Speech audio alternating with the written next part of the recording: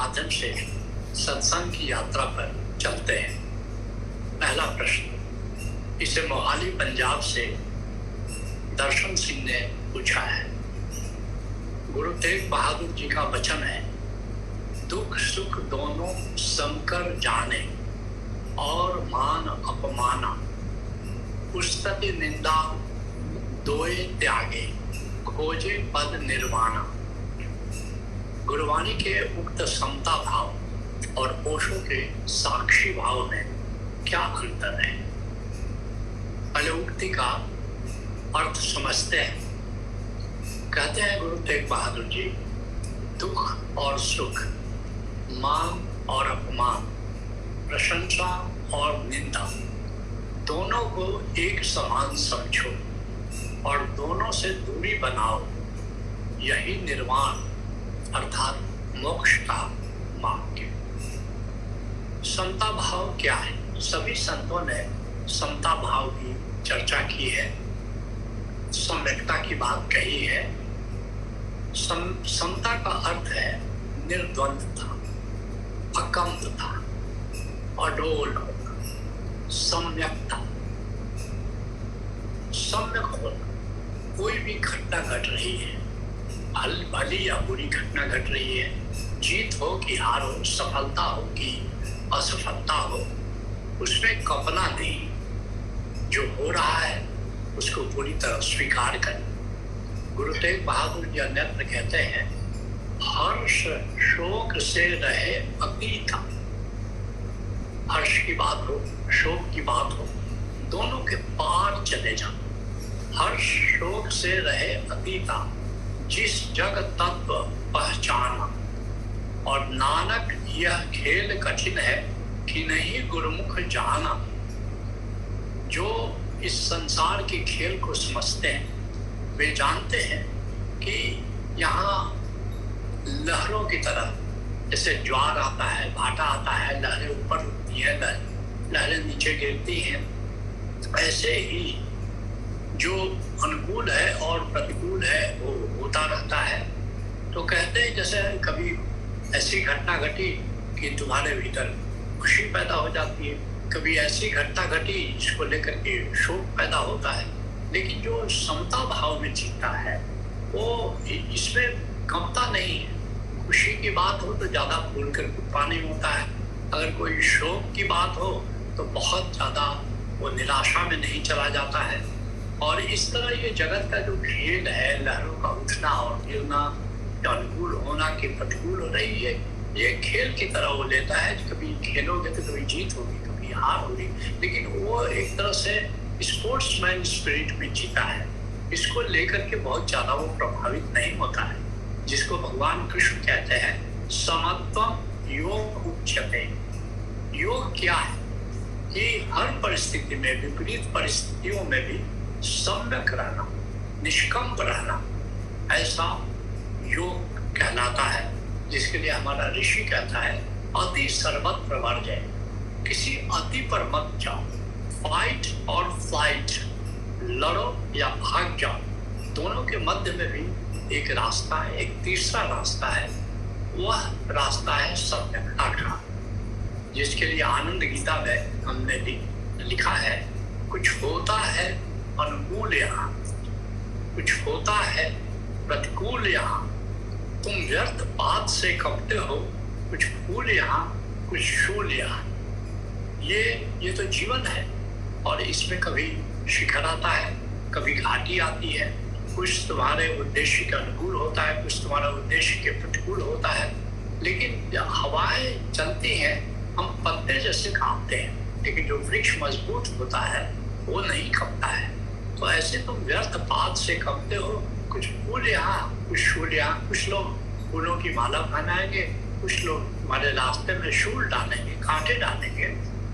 ये तो जीवन है। और अगर कुछ इस तरह कभी गोल कोई विपरीत टिप करे, कभी गोल तुम करते हो, तो ऐसे खेल का ये हिस्सा है। और अगर इस खेल को समझ लोगे तो बड़ा मजा आएगा खेलने में। और अगर मान लो एक रास्ता बनी रहे तो खेल का क्या मजा है। अगर तुम ही केवल गोले दागे चले जा रहे हो तो और विपरीत पार्टी हारी चली जा रही है तो उस खेल में भी मजा नहीं। जरा जो प्रतिद्वंदी है, जो तुम्हारे जरा टक्कर का है, तो उसके साथ खेलने का भी मजा है। इसी बात को संत चरण दास कहते हैं कि सब सु रख निर्वैर, किसी से बैर में मत पालो, अपनी ओर से किसी से द्वेष मत रखो। सब सु रख निर्वैरता, अगहो दीनता ध्यान, एक विनम्रता चाहिए, एक जागरूकता चाहिए, और अंत मुक्ति पद पाई हो जग में कछु नहान। अगर ये तीन बातों का तुमने पालन किया कि किसी से ईर्ष्या नहीं, द्वेष नहीं और कोई अहंकार नहीं, एक जागरूकता है तुम्हारे भीतर, तो अंत में निर्माण सुनिश्चित है। जग में कछु न हानि, और संसार में भी तुम्हारी कुछ हानि नहीं होने जा रही है। तो चरणदास भी कहते हैं यही निर्माण का मार्ग है, एक सम्यकता, सम्यक दृष्टि, यही मोक्ष का निर्वाण का मार्ग है। इसी बात को संत सहजो कहती है, निर्द्वंदी निर्वैरता सहजो और निर्वास, असंतोषी निर्मल दशा, अब तके न पर की या। संत कैसा होता है? निर्द्वंदी होता है, वो सम्यक होता है, उसके भीतर कोई द्वंद्व नहीं होता, वो द्वंद्वों से प्रभावित नहीं होता। और कैसा होता है? एक सम्यक व्यक्ति, एक समदर्शी व्यक्ति कैसा होता है? निर्वैरता, किसी से उसका वैर नहीं, ना काहू से बैर। कबीर साहब कहते हैं ना काहू से बैर, एक निर्वैर दृष्टि उसकी होती है। और कैसा होता है? निर्वास, निर्वासना, उसके भीतर किसी चीज का लस्ट नहीं होता है, कोई वासना उसके भीतर नहीं होती है, कहीं से वो चिपकता नहीं है, वो कोई चीज को लेप बन करके उसके भीतर चिपकती नहीं है। और संतोषी निर्मल दशा, जो उसके पास है उसमें वो खुश है, उसमें वो संतुष्ट है। और निर्मल दशा, वो जो विकार है उसकी चेतना में नहीं होते, काम क्रोध लोभ मोह ईर्ष्या द्वेष ऐसा उसमें नहीं होता। और तके न पर की आस, कोई कामना उसके भीतर नहीं होती है, ये दूसरे से अपेक्षा उसके भीतर नहीं होती है। तो ये सब सम्यक दृष्टि वाले व्यक्ति की पहचान है, जिसके भीतर सम्यकता होती है, वही सच कहो वो संत होता है। और जो इस तरह सम्यक दृष्टि रखता है, उसमें कोई द्वंद्व नहीं होता, बैर भाव नहीं होता, कोई वासना नहीं होती, असंतोष नहीं होता, कोई विकार नहीं होता। तो एक तरफ ये समता के संबंध में मैंने बताने की कोशिश की। अब सुनो साक्षी भाव क्या है, क्योंकि पूछा है कि समता और साक्षी में अंतर क्या है।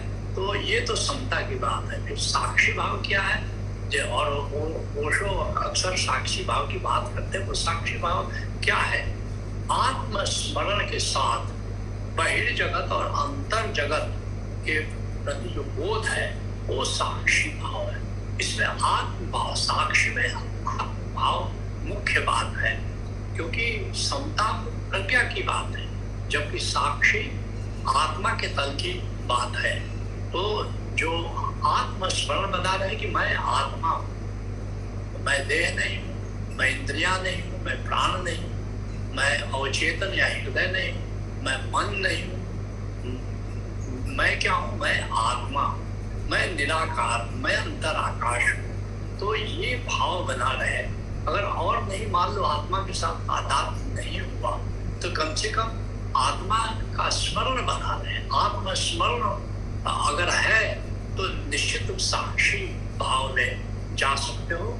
लेकिन वास्तविक साक्षी भाव तो तब प्रकट होता है जब आत्मा के साथ तुम्हारा तादात्म्य होता है।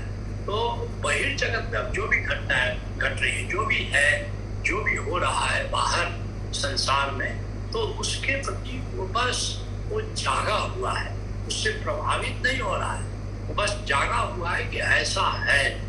और फिर क्या होता है, जब बहिर्जगत में तुम जीते हो तो बहिर्जगत में किसी ने प्रशंसा की, किसी ने निंदा की, बहिर्जगत में जीते हो तो जीत हुई, कभी हार हुई, तो ये अंतर जगत उससे प्रभावित होता है।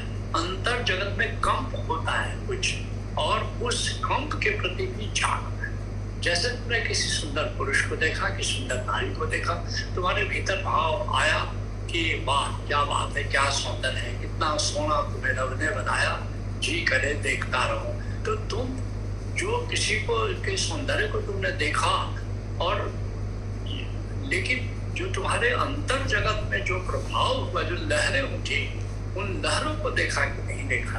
उन लहरों को देखा, इसका मतलब तुम अंतर जगत के प्रति जागे, अर्थात तुम दृष्टा हुए।